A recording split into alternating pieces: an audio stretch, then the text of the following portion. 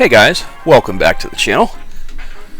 As I continue my series of videos on overviews of what each of the modules that I own happen to offer, we take a look at the Spitfire today.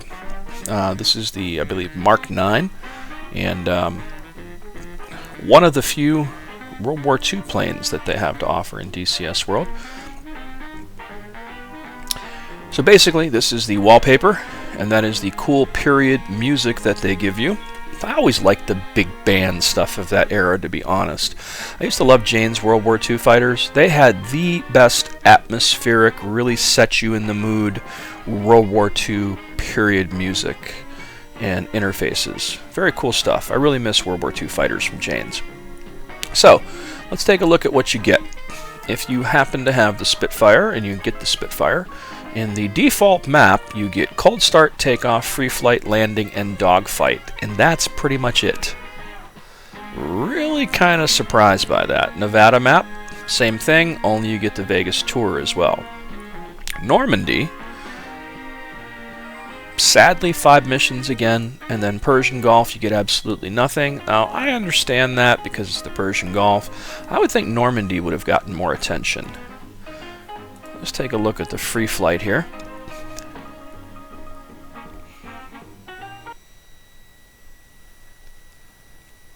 I think in terms of content overall, I want to say that the Spitfire is probably one of the most undesirable, maybe, in terms of content, because you really don't get much. They just don't give you much of anything in this, and I really never understood that. Beautiful plane. Interesting color choice too, but the detail is just outstanding in this thing. I've seen what the competition offers in IL-2, and IL-2 does have that more cartoony look. So you got cannons, and you've got guns, and then you've got both. And DCS has went the route of photorealism, I think. I mean, it's just amazing how awesome this looks.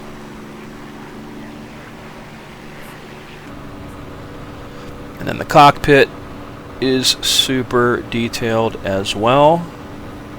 And you can pull all the levers and push the buttons and dials.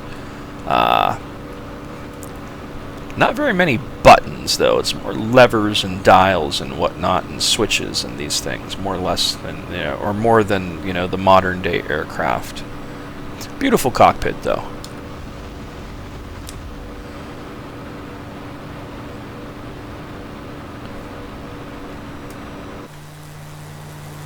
Amazing detail.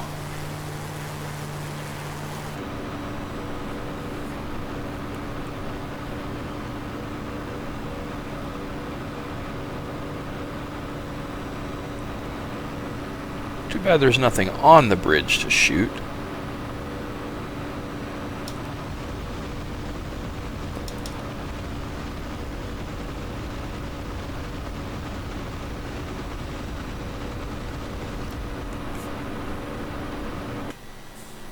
And I'm not an expert on flight models, but the sensation of flight is really impressive. And I've done a good bit of flying in this thing. And it can be unforgiving at times, too. I've ended up in some nasty spins in this thing, trying the dogfight. So I got a lot of work to do to figure this, you know, this module out. One of the other bummers of this module is I'm not a big fan of the startup procedures and all that, but these older planes, you know, you can get these started up pretty quick. But to taxi this thing around a runway is just so unforgiving. And then to just keep it straight on the runway to be able to take off in it, that's a whole nother story in itself. And it's really a bummer. And again, that's just a personal preference thing. A lot of guys may enjoy that because they've modeled the actual difficulty of being able to get this thing, you know, up in the air from parked down the runway or the taxiway, then to the runway, then to take off. It's definitely a challenge. If you like that kind of thing, then you know you're gonna love this. There's a better look at the cockpit with some better lighting. Just absolutely beautiful.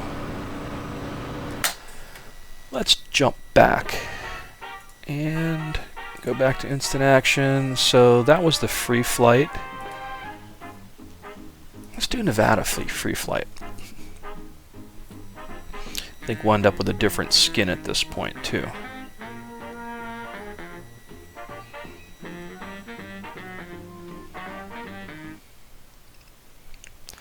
But definitely, from what I've seen out of all the modules I have, I think this is the one that comes with the least amount of stuff to do.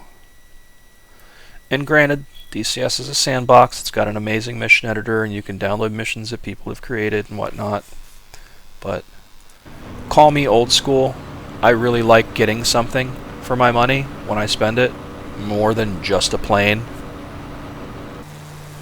Oh, same skin.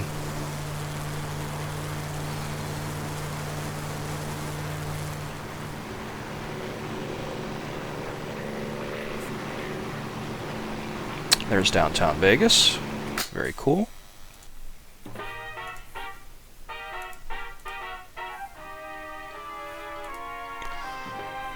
Let's do Normandy. And I absolutely suck at dogfighting in this thing.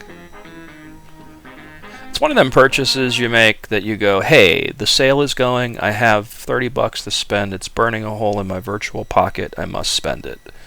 And I bought the Spitfire. And the World War II Assets Pack, actually. And I was pretty disappointed, to be honest. I still am. I think it's a beautiful plane. It's just incredibly hard to master. At least for me. It's just super hard to keep straight, too.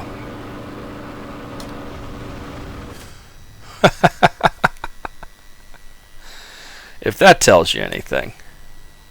I guess I kept it straight enough to hit that guy.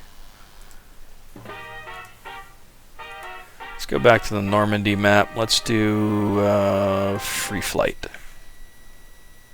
This is actually pretty cool. It gives you a little idea of what the possibilities are, because you start out here and you've got this B-17G off to your side, and you got some other Spitfires flying around. And the Normandy map, you either love it or you hate it. I'm not the biggest fan of it, but in a Warbird, it actually seems very appropriate.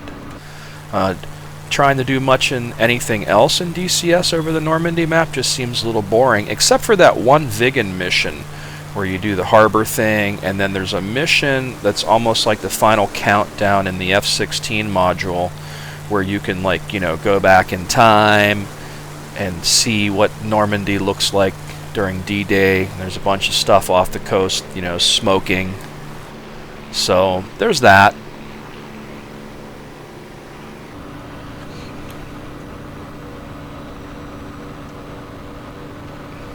And it looks nice. I just think that, you know, DCS isn't the greatest platform for World War II. IL-2, I think, has that wrapped up rather well, and they're better at it. And IL-2 is even less forgiving in VR than DCS. But to each their own. I think DCS does have them beat in terms of the realism and the absolute just nuts and bolts things that you can do in the planes. Like I said, the difficulty of, you know, what you got to do to try to keep this thing straight on a runway or taxiway, and yeah. And the way this thing ends up stalled if you beat it up too much.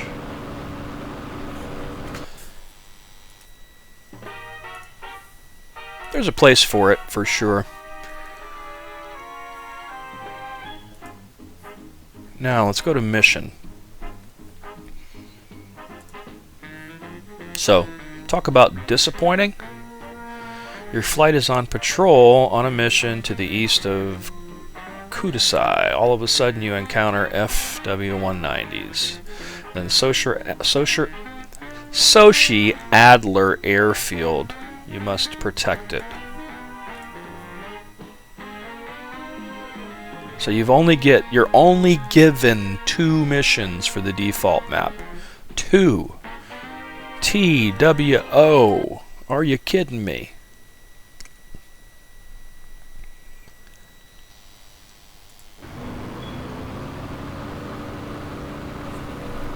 And this is where I'm gonna die miserably too. I'm just no good in this. I'm a little better in IL-2 than I am in this. It just bobs and weaves kind of all over the place.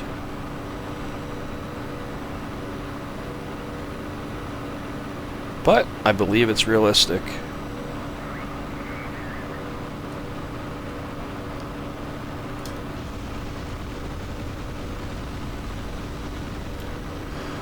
Whoa, I hit one. I think he hit me too, though.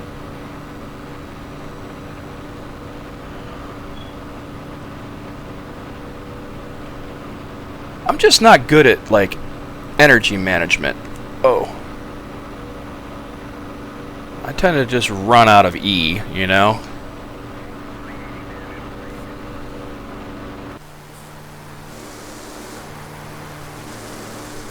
Yeah, they're all over the place. They will eat me for breakfast. But hey, I got one of them. For me, that's a major accomplishment. I am not good at dogfighting. Even in jets for the most part. Just not my strength.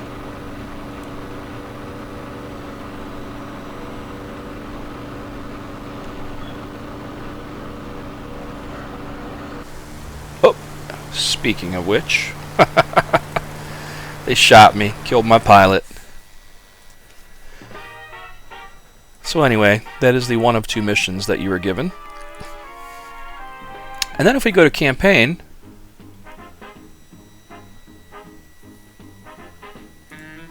both of these I purchased because it did not come with a campaign. Operation Epsom and The Big Show. Both of these I purchased on sale for like $5. And as you see, I haven't made it very far because each one of these requires that I start on the airfield and get the thing in the air, which I haven't been able to master because I suck at warbirds. And it's not entirely for lack of trying, because I did give this a shot when I first got it for like that whole weekend, and I just got so frustrated with it, I just said to hell with it. You got to do some crazy thing where you give it a little bit of throttle, and you break it and throttle, and break it and throttle, and it's just weird and too much. It's like, to me, it reminds me of like patting your belly and your head at this, or rubbing your belly and patting your head at the same time. I don't have that dexterity of a drummer, you know. And that's what I feel like it takes to get this thing going. But looking at this, since I own the World War II assets pack, you see these little soldiers that are kind of walking around and doing their thing. That's part of the World War II assets pack. So that's what you get when you get the World War II assets pack. And see these period vehicles and the period tents. So there's an advantage to it, but let's be honest, guys. That thing on sale is $15 for the World War II assets package. That really just gives you a bunch of World War II objects, things to plant in the mission editor and do, and that should be part of the world, man. I think that's bullshit that you even have to pay for it, especially for what little it does. It should have came with each World War II plane, if you ask me. Because now, after seeing what I've shown you, you really don't get much.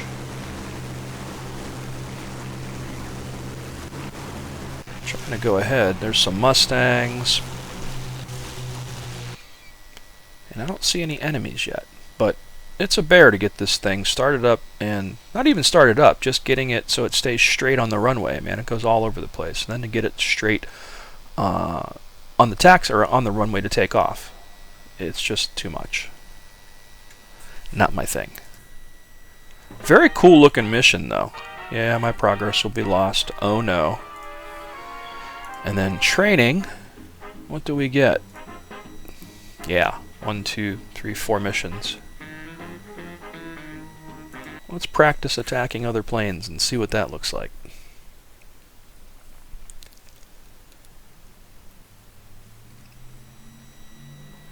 And again, the Spitfire is an absolutely beautiful plane. Like, to me, it really, like, is the plane to me that represents World War II, because I think of the Battle of Britain, and it's just a beautiful plane, and that entire look of that plane is what I associate with World War II and Iron Maiden. I know, as crazy as that sounds, Iron Maiden, dude. Because, you know, there's that picture of Eddie in the cockpit. Okay, has a reflector gun sight, blah blah blah. Although I can't hear this guy at all. Turn on the gun sight. If you don't have track IR, you can move the pilot's head to the left or right.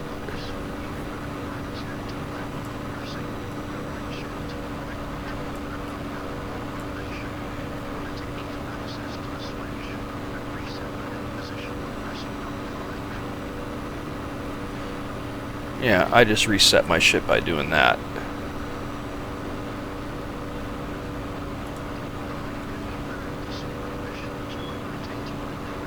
And rotate it using the mouse wheel.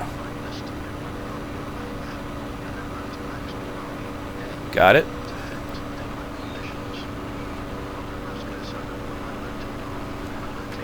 Yeah, you really can't hear this guy's voice at all over the sounds, and I'm pretty sure my sounds aren't that loud. Yeah, look, overall volume's at 40%. So this is another thing in DCS in general that seems to be a pain in the ass at times. It's a matter of getting these all... Each module, it seems like the volume of the guy doing the training is a little bit different.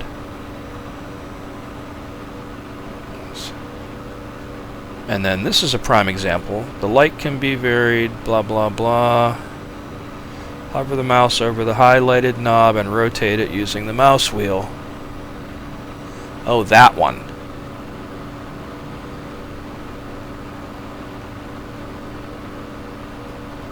Daytime. Okay. See how the thing is still on the screen now? What do they want me to do? Turn it all the way off and turn it all the way on? There we go. Tinted glass, which can be used to reduce glare. Okay. Oh, wow. How the fuck are you supposed to see through that?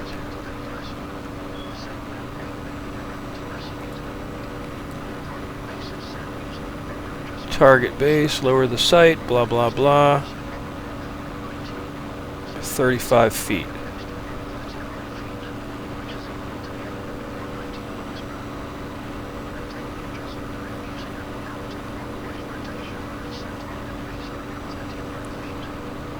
I think that's about 35 feet, right? There's 40.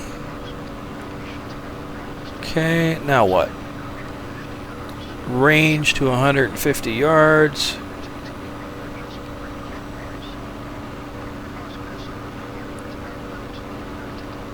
Okay.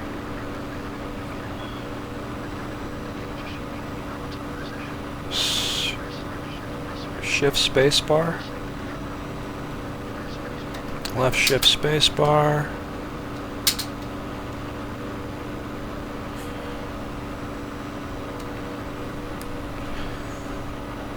Alright. And where is that at?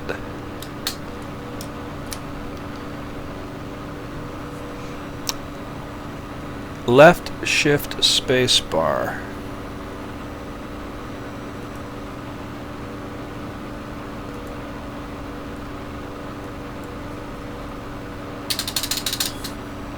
Left shift spacebar.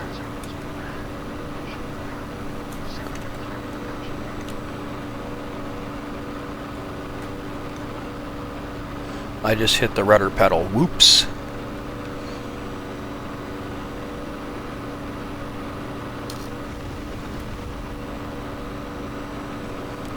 Yes, I know, I have labels on, guys. I'll never see anything if I didn't. Okay.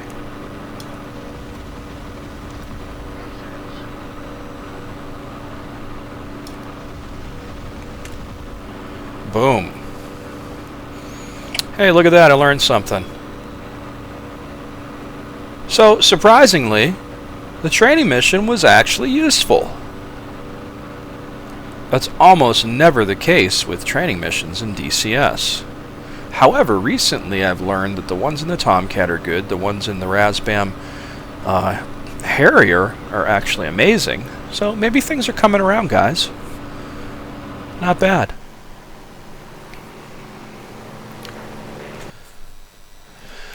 So let's see.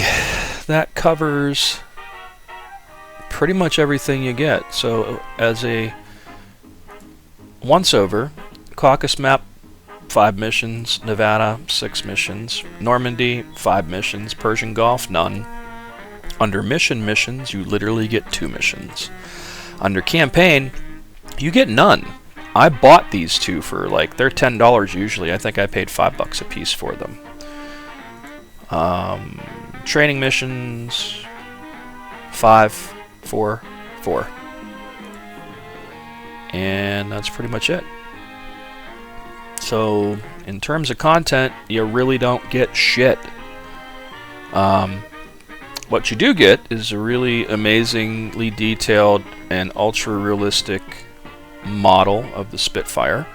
And in addition to the MK.IX, I believe you get the clipped wing version as well. I've flown that before. I can't remember where I did that. Might have been in one of my missions I created where I did the Star Wars thing and picked the CW version of the MK.IX, which is clipped wing, which is, it looks stupid. I don't even know why they included it, because I don't know anybody that would want that, because it's not as iconic as those curved, you know, wings that are there. So that is the Spitfire for DCS World, and it's normally about $50. It's not worth it. If it's on sale for like $24, get it. But again, expect the realism of you're not getting much to do with it. But if you like to go online and give it a shot with the online play and find some people to play with, it's probably going to be a lot of fun. Just not entirely my cup of tea. It's something I bought on a whim and, you know, felt like I had to buy something. So, as always, please subscribe to the channel, feel free to hit that like button, and until next time.